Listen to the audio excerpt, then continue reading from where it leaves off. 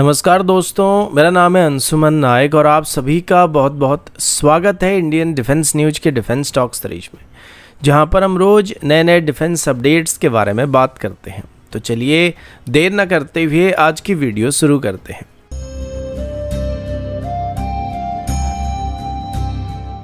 आज की पहली update Indian army aviation core की तरफ से है। सोर्सेज के मुताबिक इंडियन आर्मी की तरफ से अभी अपनी मॉडर्नाइजेशन ड्राइव को और भी तेज करने का प्लान किया जा रहा है, जिसमें अभी आर्मी की तरफ से 12 नए AH-64E अपाची अटैक हेलीकॉप्टर को खरीदने के बारे में विचार किया जा रहा है। ये स्टेप अभी इंडियन आर्मी की स्ट्राइक कोर को और भी स्ट्रॉन्ग बनाने के लिए उठाया जा रहा है। अभी की सिचुएशन के बारे में बात करें तो हमारे पास टोटल 22 अपाची हेलीकॉप्टर अवेलेबल है, जो टेक्निकली इंडियन एयरफोर्स के अंदर ऑपरेट कर रहे हैं, जिस वजह से आर्मी की तरफ से अपने लिए डायरेक्टली 6 अपाची हेलीकॉप्टर को खरीदने का फैसला किया था, जिसमें से 3 हेलीकॉप्टर अभी पहले से आर्मी को डिलीवर हो चुके हैं और बचे हुए 3 हेलीकॉप्टर को 2025 के अंत तक भारत को डिलीवर कर दिया जाएगा। जिसके बाद अभी आर्मी की तरफ से एडिशनल 12 अपाची हेलीकॉप्टर को खरीदने का या फॉलो ऑन ऑर्डर को प्लेस करने के बारे में प्लान किया जा रहा है, क्योंकि आर्मी की पुराने हो रहे Mi-24 और Mi-35 जैसे हेलीकॉप्टर को रिप्लेस करने वाले हैं। लेकिन आर्मी का विजन यहीं पर एंड नहीं होने वाला, क्योंकि आर्मी की तरफ से भी फ्यूचर में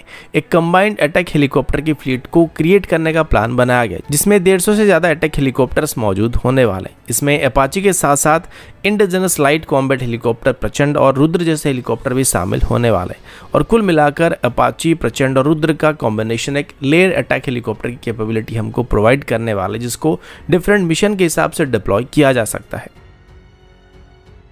अगला अपडेट DRDO की तरफ से, और अभी हम खास करके एमका प्रोग्राम से जुड़े एक मेजर अपडेट के बारे में बात करने वाले हैं।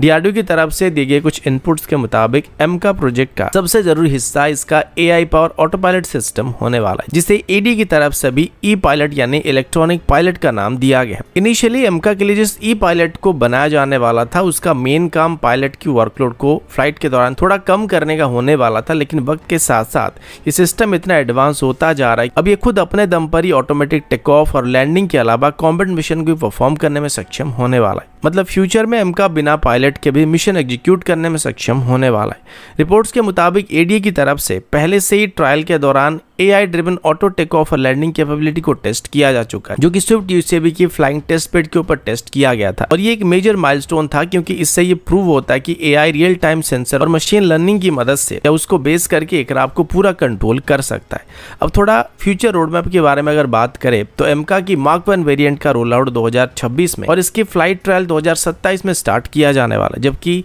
इस ई पायलट सिस्टम को एक्चुअली एमका की Mark 2 वेरिएंट में इस्तेमाल करने का प्लान किया जा रहा है, जो कि 2035 तक प्रोडक्शन में एंटर करने वाला है। तब तक ADA की तरफ से इस ऑटो पायलट सिस्टम को सेमी ऑटोनोमस ऑपरेशन पर टेस्ट किया जाने वाला है और फिर ग्रेजुअली इसमें AI ड्रिवन कॉम्बैट ऑटोनोमी पर शिफ्ट किया जाने वाला है। लेकिन ADA के मुताबिक एमका की Mark 2 वेरिएंट प्रोडक्शन में आने से पहले ये ई पायलट तैयार होने वाला है। और सबसे बड़ी बात यह कि ये वक्त के साथ साथ खुद भी कुछ चीजें सीख सकता है या फिर खुद को बेहतर करने की कोशिश कर सकता है। साथ ही रेगुलर अपडेट्स में भी इसको इम्प्रूव किया जा सकता है। लेकिन साथ ही AI पायलट को हमारे एयरक्राफ्ट में इंटीग्रेट करने से पहले जो सबसे बड़ी चैलेंज हमारे लिए सामने आने वाली है, इसका सिक्योरिटी रीजन होने वाला है और साइबर अटैक से इसको सेफ रखना हमारी सबसे बड़ी प्रायोरिटी होने वाली है, क्योंकि अगर सिक्योरिटी ब्रीच होता है और दुश्मन के हाथ में इसका ई पायलट का कंट्रोल चला जाता है तो फायदे से ज्यादा हमारे लिए नुकसान भी खड़ा कर सकता है। अगला अपडेट इंडियन आर्मी की तरफ से है। इंडियन आर्मी की तरफ से अभी अपनी सर्वेलेंस कैपेबिलिटी को बूस्ट करने के लिए एक बड़ा स्टेप लेने का फैसला किया जा रहा है। 26 अगस्त 2025 को इंडियन आर्मी की तरफ से एक फ्रेश RFP यानी रिक्वेस्ट फॉर प्रपोजल को जारी किया गया, जिसमें 30 पैसिव सर्वेलेंस सूट और डिटेक्शन सिस्टम को खरीदने का फैसला किया गया है। ये पूरा सिस्टम या पूरा प्रोजेक्ट जो है वो बाय इंडियन कैटेगरी के अंदर आगे बढ़ाया जाने वाला है। मतलब इसका पूरा फोकस इंडिजिनस सिस्टम के ऊपर ही होने वाली, जो कि बिल्कुल आत्मनिर्भर भारत विजन के साथ अलाइन करने वाला है। ये एक state of the art passive surveillance system का ग्रिड होने वाला है, जो बिना अपने सिग्नल को एमिट किए ही दुश्मन की एक्टिव और पैसिव टारगेट को डिटेक्ट, इंटरसेप्ट, लोकेट, आइडेंटिफाई और ट्रैक करने की कैपेबिलिटी रखने वाला है। मतलब ये सिस्टम खुद स्टेल्थी मोड में ऑपरेट करने वाला और अपनी पोजीशन एक्सपोज किए बिना ही दुश्मन को डिटेक्ट करने वाला है। ये सिस्टम RRS यानी कि रिमोट रिसीविंग स्टेशन और एक MRCS यानी कि master receive and control station के कॉम्बिनेशन में ऑपरेट करने वाला है, जिससे एयर डिफेंस सर्वेलेंस और इलेक्ट्रॉनिक इंटेलिजेंस को गैदर करने की कैपेबिलिटी मिलने वाली है। खास बात यह कि ये सिस्टम कंटेस्टेड एनवायरनमेंट के अंदर भी इजीली ऑपरेट कर सकता है और एक्टिव सोर्स ना होने की वजह से इसको जैम करना बहुत ही मुश्किल होने वाला है। अब इसकी प्रोक्योरमेंट प्रोसेस के बारे में बात करें तो आर्मी की तरफ से अभी इसके लिए सिंगल स्टेज 2 बिड सिस्टम को प्रपोज किया जा रहा है, जिसमें वेंडर्स को अपने सिस्टम की टेक्निकल कंप्लायंस, ऑपरेशनल लायबिलिटी और इंडिजिनस मैन्युफैक्चरिंग कैपेबिलिटी के हिसाब से प्रूव करना पड़ेगा, जिसमें मिनिमम 50% के आसपास अभी इंडिजिनस कंटेंट का होना कंपलसरी रखा गया और इसमें प्रेफरेंस IDDM यानी इंडिजिनस डिजाइन, डेवलपमेंट और मैन्युफैक्चरिंग कैटेगरी के प्रोडक्ट को मिलने की उम्मीद किया जा रहा है। अगला अपडेट अस्त्र माइक्रोवेव प्रोडक्ट लिमिटेड की तरफ से है। हैदराबाद बेस्ड एक कंपनी अभी एक नई टेक्नोलॉजी को लेकर सामने आई है, जिसका नाम plank based active antenna array unit होने वाली है और ये डिजाइन उत्तम एसा रडार की एक एडवांस वर्जन होने की उम्मीद किया जा रहा है। पहले जो एक्टिव एंटीना एरे यूनिट हुआ करते थे वो टाइल बेस हुआ करते थे, उसकी जगह पर अभी प्लैंक बेस्ड सिस्टम को इस्तेमाल करने का प्लान किया जा रहा है, जिसमें रडार की मैन्युफैक्चरिंग आसान होने वाला है, मेंटेनेंस भी आसान होने वाला है और लार्ज स्केल प्रोडक्शन भी तेज होने वाला है, जिस वजह से इस प्लैंक बेस्ड सिस्टम को हमारे फ्यूचर रडार डेवलपमेंट में शामिल करने का प्लान किया जा रहा है, जो कि विरूपाक्ष रडार का एक मेजर कॉम्पोनेंट होने की बात कंफर्म हो चुका है। ये नया रडार इंडियन एयरफोर्स के Su-30 MKI फाइटर जेट में इंटीग्रेट किया जाने वाला है और इस रडार का plank based design gallium nitride based TR module का इस्तेमाल करने वाली है, जिसका टोटल संख्या लगभग 2400 के आसपास होने वाली है। ये TR मॉड्यूल ज्यादा पावर आउटपुट को देने वाले, बेहतर थर्मल एफिशिएंसी को प्रोवाइड करने वाले और बैंडविड्थ भी ज्यादा ऑफर करने वाले। मतलब ये कि विरूपाक्ष रडार पुराने रशियन बार्स रडार के मुकाबले कई गुना बेहतर और कई गुना पावरफुल होने वाला है। अस्त्र माइक्रोवेव प्रोडक्ट लिमिटेड मेनली अभी हमारे सभी future fire control radar system को मैन्युफैक्चर करने वाली है